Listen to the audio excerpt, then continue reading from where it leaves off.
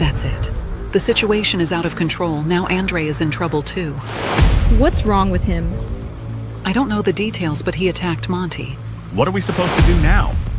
I don't know, but Lena definitely needs to be rescued right now.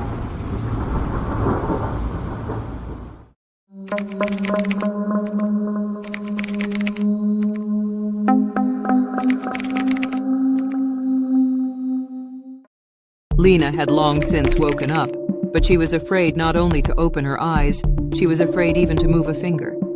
She listened warily to the unfamiliar language in the room, trying to understand at least one word. She could feel the breath of the man who was leaning over her and listening to her breathing for a long time. He was obviously waiting for her to wake up, talking nervously on the phone and pacing back and forth, his boots thudding on the parquet. Lena lost track of time, and there was no strength left to fight the immobility. She slowly opened her eyes and took a deep breath. The man turned abruptly toward her, and after taking a few steps with difficulty, sat down on the edge of the bed, took Lena's hand and began to stroke it. It was hard to catch emotion in his narrow eyes, but a sincere smile peeked out from under his lush mustache. Who are you? Why are you staring at me? Where am I? In response, the man gently took Lena by the shoulders, tucked her back into bed, and gently covered her with a blanket. She tried to pull free, but the man pinned her down hard with his arms. New voices, male and female, were heard in the room. The newcomer spoke at length to her host, and then she felt someone crouch on the edge of her bed and gently touch her shoulder. Lena, listen to me. Please. My name is Teresa. I helped Andre and Dima on the set. I was a translator. Teresa, why am I here? What do you want from me? Let me go home, please. Listen to me carefully. I'm going to yell at you now, but don't pay attention to it. These people don't understand a word of Russian. Let them think I'm intimidating you. I'm on your side. I was the one who called Dima and told him everything, but it was too late. Try to do whatever they tell you to do. We have to stall so that Dima and Andre can get here in time. Then we'll all try to free you together. What do they need me for? I'll tell you all about it later. But in a nutshell, this fat guy wants to make you a porn actress. He wants you to be in his movies. What makes him think I can and want to do this? I'll explain everything later, but for now, please do as I tell you, or you and I will be in trouble. Sweetie, I take it you've clearly explained to the girl her responsibilities and what awaits her if she continues to resist. Yes, Mr. Molnar. She promised to be obedient. Well, tell her this apartment is at her disposal. She can take 3 days to rest and clean up. Then she can get back to work. You can't go anywhere. Attila will see to that. Not yet. It'll depend on how she behaves. Can I visit Lena? You may, but only in the presence of Attila. Please don't do anything stupid. We have at least 3 days to figure this out. I'll be right here. Don't yell. Don't resist. Accept whatever this man offers you. Don't be afraid if he makes a pass at you. He's impotent. He'll just caress you a little. That's all. The main thing is to wait for hours. I'll bring you some new clothes. And something to eat. Okay, I won't do anything, but just explain to me why this happened to me. I don't know why. Maybe because you're beautiful. After everyone had left, Lena tried to stretch the muscles in her legs, and when she felt the warmth spreading through them, made another attempt to stand up. This time, it worked. Slightly staggering, she wandered around the apartment in search of the bathroom, looking at her new place of confinement along the way. Despite her condition, Lena managed to appreciate its sophistication. Then she stopped at the huge mirror in the hallway, turned on the light, and took a long look at her reflection. A completely different person looked back at her. Well, welcome to your new life.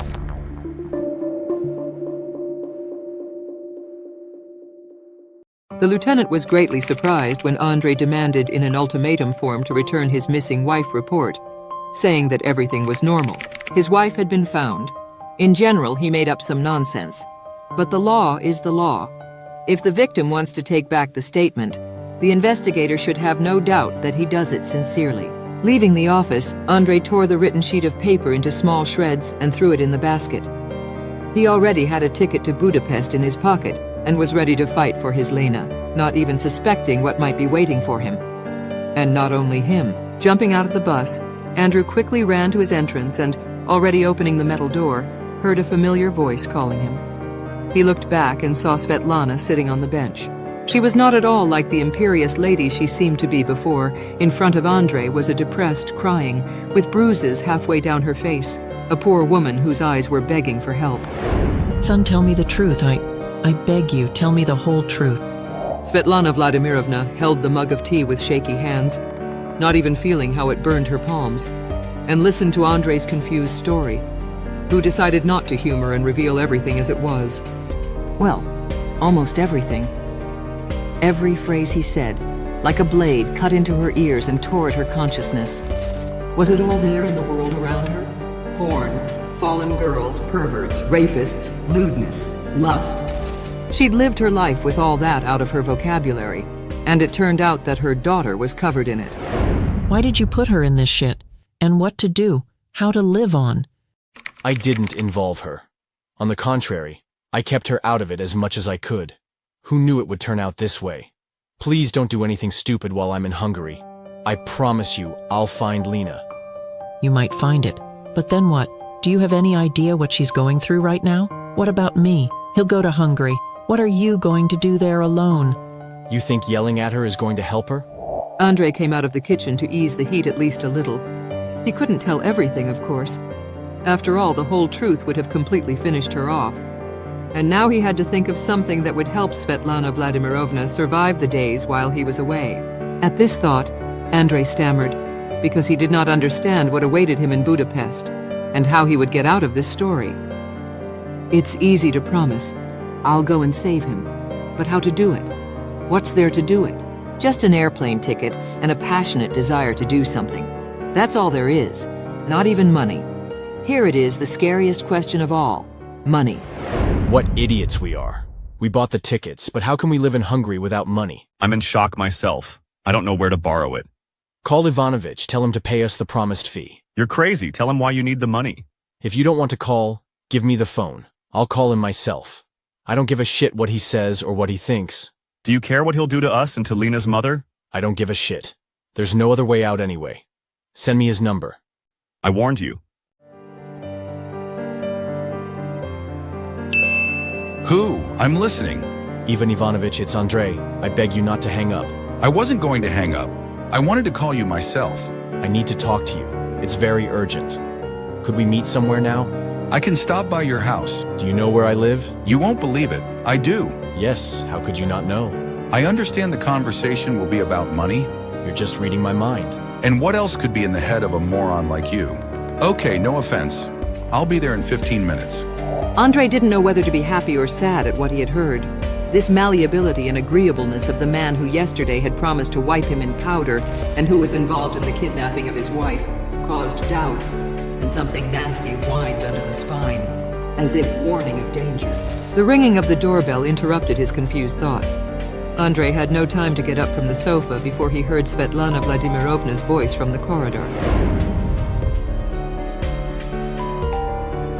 Andre, someone's here. I'll get it. She opened her eyes and stretched. There was a light on in the apartment and something smelled delicious.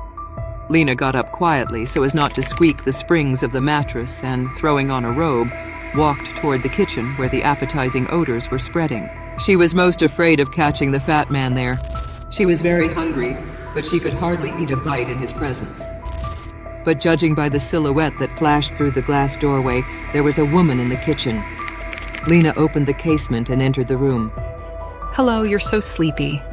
Would you like some Zeppelins? Hi, I'm glad it's you and not that man. I don't know what Zeppelins are, but I'm so hungry I'll eat anything. Zeppelins are a Lithuanian national dish. It's delicious. Don't be afraid. It's Judith. Who's Judith? Is it the one who was in Andre's movie? Yes. Why are you so tense?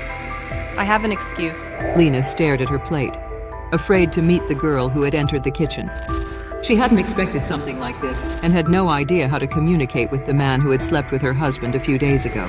Judith sat down next to her and put her hand affectionately on Lena's shoulder.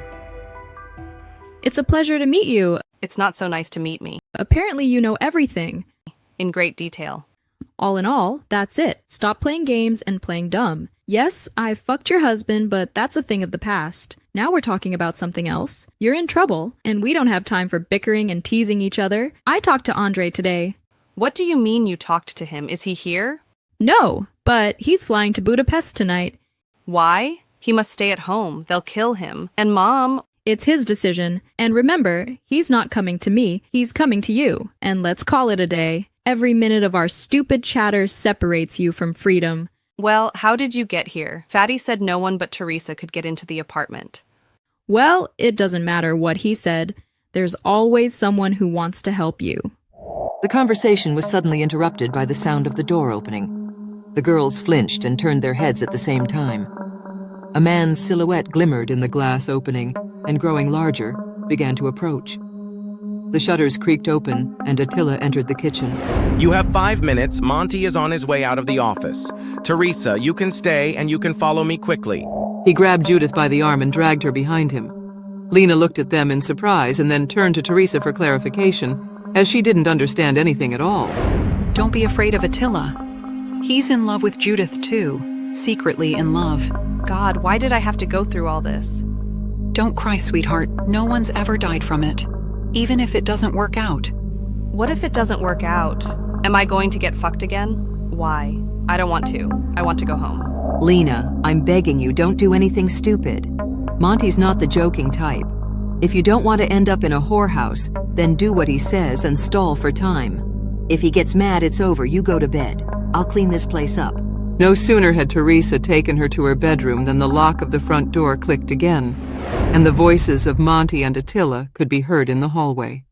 What are you yelling for? The girl's tired, gone to bed.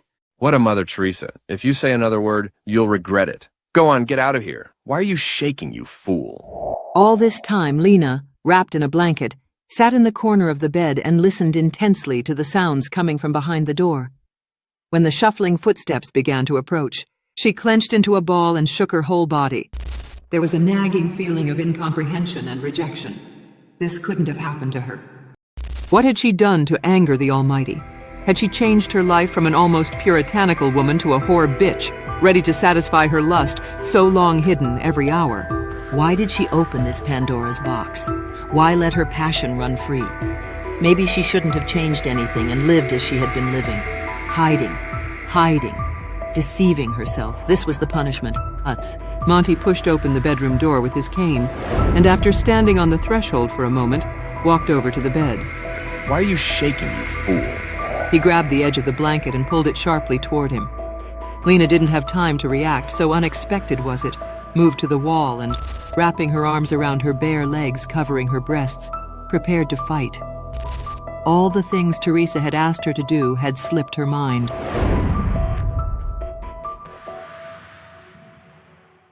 Ivan Ivanovich, like a hunted animal, rushed around the office, finding no place for himself. Kicked everything that got in his way. Finally collapsed in his chair and, unclenching his fist, stared unblinkingly at the crumpled photograph lying in the palm of his hand. How many years had passed, and it turned out that the feeling that normal people call love had never gone away. But no matter how much he justified himself to himself, no matter how much he searched for arguments saying that he was innocent, it all came down to the fact that he was a creature who had broken the life of first his mother and then her daughter. And that fact didn't even fit in his twisted mind. It was a horror. It was his nightmare that had haunted him all these days. And everything was going so smoothly. The sucker was screwed. The girl was sent away without any problems. The money was repaid. No one knows anything, and no one will say anything to anyone. It's beautiful. And suddenly, this photo turns the whole scheme upside down. Everything has to stop now. It can still be fixed, can it? Get the accountant here and the head of security. Now! A full-figured woman with an unimaginable hairstyle, which was in fashion 30 years ago, entered the office. I'm listening to you. How are things going with the payment from Hungary? The money is already in the account. All of it? Here. All the money is here. Everything is as per the contract. I don't give a shit about your contract. Get out. Not understanding anything, the accountant, without hurrying, put the papers back into the folder and, proudly raising her head, left the office. The head of security immediately rushed through the open door.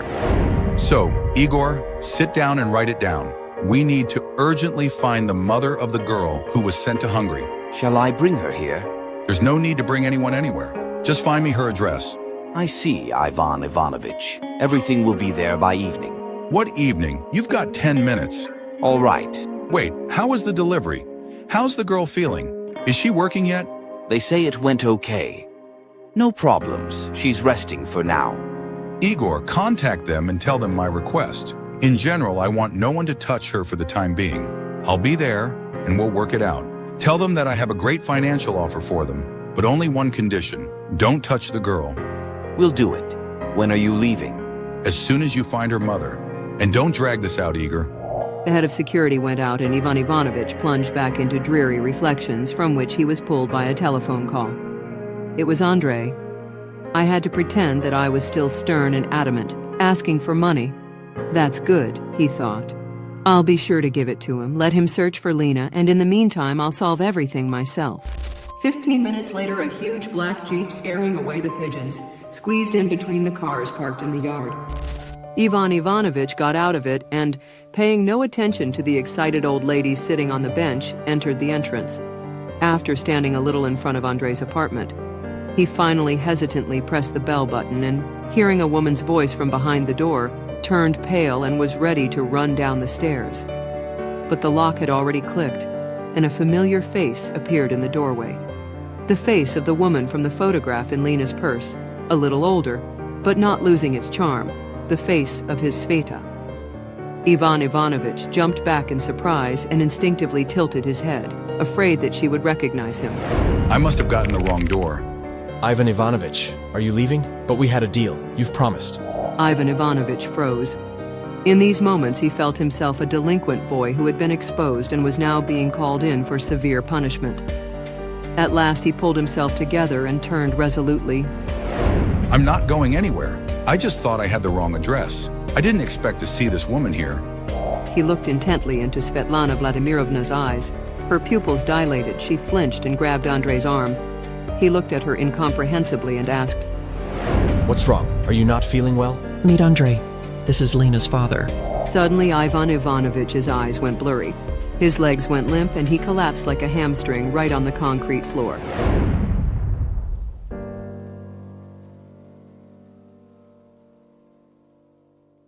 Monty sat down on the chair opposite the bed and looked at Lena in silence for a few minutes with a strange look that was probably more interested than lustful, then leaned forward and touched her shoulder with the edge of his cane. Lena flinched and cried out, What do you want from me? Do you want to fuck me? So fuck me and stop staring. Hurry up or you won't have time. Lena interrupted half-heartedly, realizing that she had almost blurted out about Andrei's arrival, even though she knew that Monty didn't understand Russian.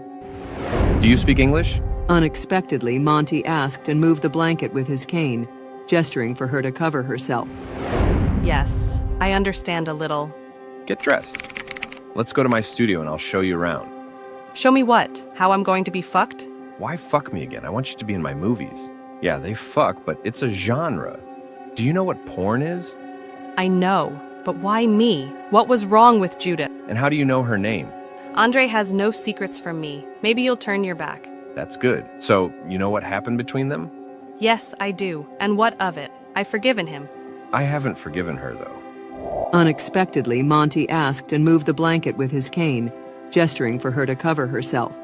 They drove silently through the city, and Lena noticed that Monty drove the car not just along some shortcut, but turned off into beautiful streets, drove past some interesting buildings, as if giving them a chance to admire Budapest. Because of this improvised excursion, Lena was distracted from sad thoughts, and looked with interest at the beauty and faces of people opening outside the window. And some of those who now wandered along the sidewalk, whether it was a guy or a girl, may well be involved in what this city is famous for. And nothing. No one looks at them, no one points fingers at them, no one turns their heads judgmentally. And some of them are definitely going either to the shoot or after it. Someone who has obviously spent the night in a sex club or even in a brothel.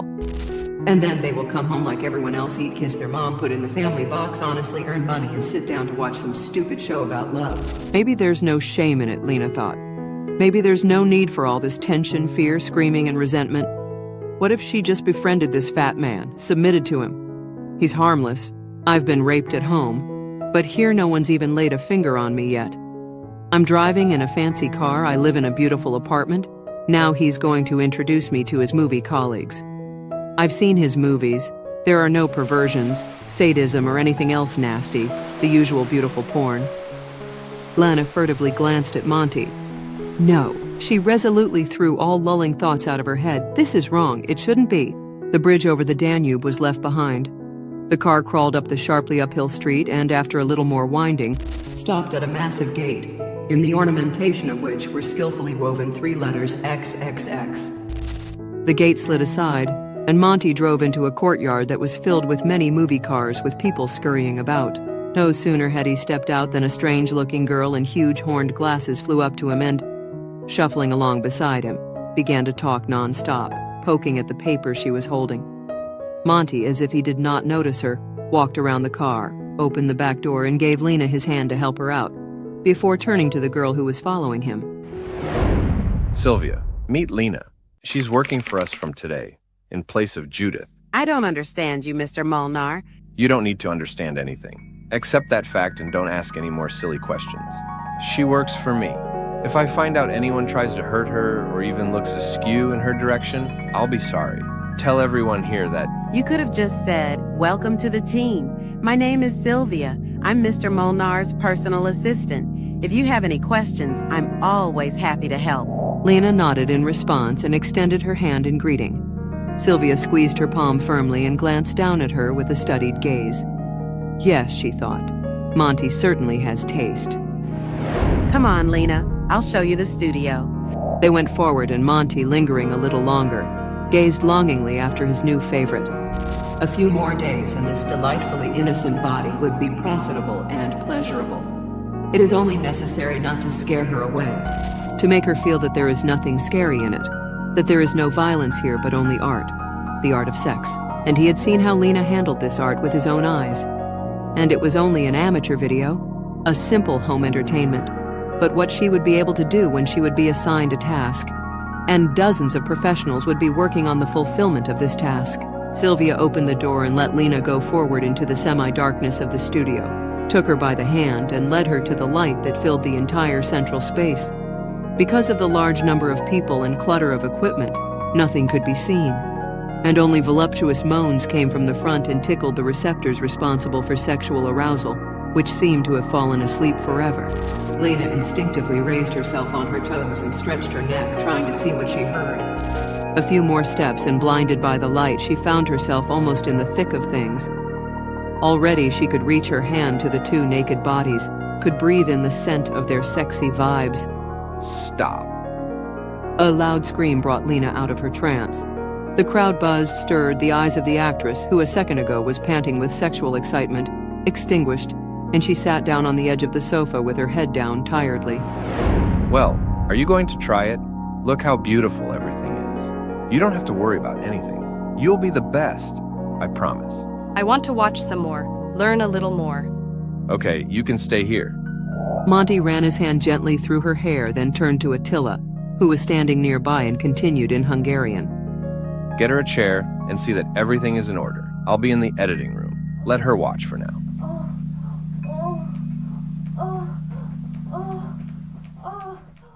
The white spot in front of his eyes began to enlarge, acquiring real outlines, and finally turned into a light bulb hanging from the ceiling. Ivan Ivanovich turned his head and realized that he was lying on the floor. He tried to raise himself but could not. His head was buzzing, his arms and legs wouldn't obey. Svetlana Vladimirovna splashed water in his face and sat down next to him. I never imagined such a thing. Ivan fainted. Do you have a heart attack? Andrei is going to call an ambulance. There's no need for an ambulance. It's all right. These things happen. Tell him not to call anywhere. Ivan Ivanovich tensed up from the last of his strength and with difficulty got to his feet. This really happened to him for the first time. But how else could he react to the words spoken by Svetlana Vladimirovna? Lena is his daughter. The girl he had raped and sold into slavery was his daughter.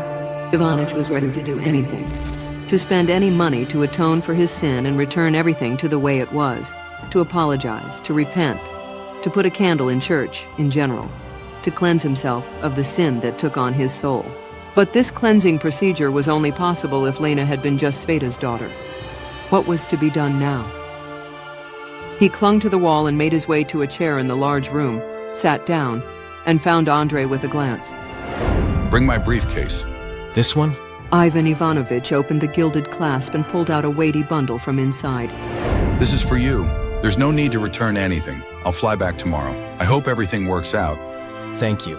But why do you need to fly? I can manage on my own. You can only jerk off by yourself. All right, no arguments. Take the money and meet me at the airport tomorrow. You'll be told the flight. Rent a car, a nice one. That's it, go. Andrei did not object. He took the already prepared bag, kissed the cheek of his mother-in-law, who understood nothing, and shaking hands with Ivan Ivanovich, resolutely left the apartment. Can you explain to me what's going on? Do you know what happened to Lena too? Ivan Ivanovich averted his eyes, pretending not to understand the question, after which he rubbed the bruised back of his head for a long time, searching for the right words. Why are you silent? What is there to say? I know no more than you. Andrei told me that she was kidnapped and taken abroad. He asked me to help with money. I agreed. Why do you want to go to Hungary? It seems to me that he can't do it by himself. I have connections there, friends. It's better this way. Don't cry, we'll find Lena. You think I can sit here, knowing my daughter's in trouble? He said it, and inside everything was churning with self-loathing, and the anticipation that Sveta would someday find out what he'd done to their daughter anyway. Never before had he felt so vile in his soul. Not even the death that so often accompanied his business had caused such a storm of emotion as a seemingly innocent prank on a young girl. Are you sick again? Can you make some strong tea? Do you want black or green? Black, of course, and stronger. You know, I've forgiven you. I gave birth to Lena and forgave you right away. It's a stupid thing. Love. I've never been able to love anyone since you. I ruined your life and I wasted mine.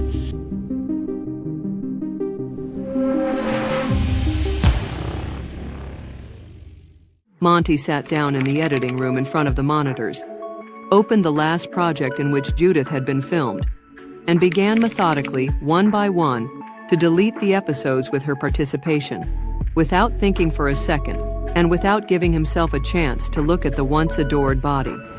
By pressing the delete button on the computer, Monty erased her image from his mind forever. It didn't matter how much time and money had been spent on her, or how much nerve and effort it had taken to turn a simple girl into a sexually sophisticated socialite, an object of worship and lust for millions of men. And, of course, he removed love from his heart. Most likely his last love. How could he, an aging, impotent man, handle another affair like this? And was it worth it? After he finished, Monty went out into the studio. Lena sat in a chair with her leg over his and watched his actors work intently. To say that Lena didn't like what she saw in front of her would be an understatement. She watched with interest everything that was happening on the set. Lena felt that she could do what Monty demanded of her and might even enjoy it. The only thing holding her back and discouraging her from making a positive decision was violence. Lena could not forgive the way she had been treated, that she had been abused and effectively sold into slavery. If it were all consensual, it is not excluded that she would have easily entered the frame and would lie under any of the handsome men standing next to her. And it does not matter what Andrew would think about it. Let it be a sweet revenge for his treason. For several minutes now, Monty had been standing behind Lena's back, enjoying the vibes wafting from her. Her scent overpowered all the odors filling the studio. She smelled like a freshly washed child, exuding freshness and purity, but it was hardly the purity of her thoughts, and Monty, as a sophisticated connoisseur of female lust, picked up on that instantly. And now it was to be taken advantage of. Well, did you like it? I can't say it disgusts me. Would you like to have lunch with me and then go shopping? We'll pick you up something for the shoot and just for fun to accentuate your beauty. Why not? I'm starving already. Satisfied with the previous day, Monty slumped in his armchair reading the evening paper. Suddenly, the door rattled open. Who dares to break in without knocking, he thought, and crumpled the pages to look at the impertinent man, and his face changed instantly. He hadn't expected to see anyone but Andrei here. What are you looking at, asshole? Where's Lena? Monty was gulping for air, unable to utter a word, but at the same time he was discreetly pressing the panic button that was embedded in the armrest of his chair. Andrei, leaning over the desk, grabbed him by his lush mustache. Didn't you understand my question? Then I'll repeat it. Where is Lena? Monty was in pain. He tried to break free and kicked Andre in the face, but the latter responded by pushing the chair with his foot with all his might. Monty tumbled off it and rolled across the floor. Andre ran up and, piling on top of him, used both hands to squeeze his throat. He wheezed, twitching his arms and legs helplessly. At that moment, something jabbed Andre painfully in the back. A convulsion ran through his muscles and his arms unclenched, breaking under the weight of his collapsed body. Attila put a stun gun in his side pocket and pushed the senseless Andre to the floor with his foot, then lifted the chief under his arms and sat him down on the sofa. What took you so long? Another minute and I would have been dead. But you didn't die, though. What's to be done about it now? Into the Danube, so that there's no trace of him here. I don't need him anymore. Attila bound Andre's hands and feet with duct tape, hoisted him on his shoulder, and carried him out of the office. Monty picked up a cell phone from the desk and dialed Teresa's number. Call Yvonne. We have a problem with the project. What's wrong? Something with Lena? Number worse. Her husband showed up. He just almost strangled me. Ask him how he could have known about our deal with the Russian. I hope it wasn't you who blabbed it to him. Teresa hangs up the phone and pulls the car to a stop. That's it. The situation is out of control. Now Andre is in trouble too. What's wrong with him? I don't know the details, but he attacked Monty. What are we supposed to do now? I don't know, but Lena definitely needs to be rescued right now.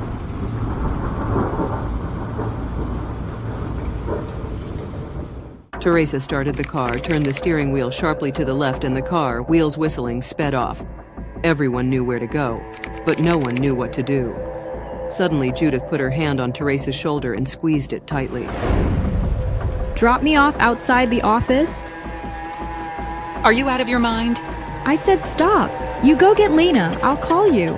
Judith jumped out of the car and, opening the gate with her key, entered the office and pushed Monty's office door open with her foot. Are you two determined to finish me off for good today? What have you done with Andre? You could at least change your repertoire.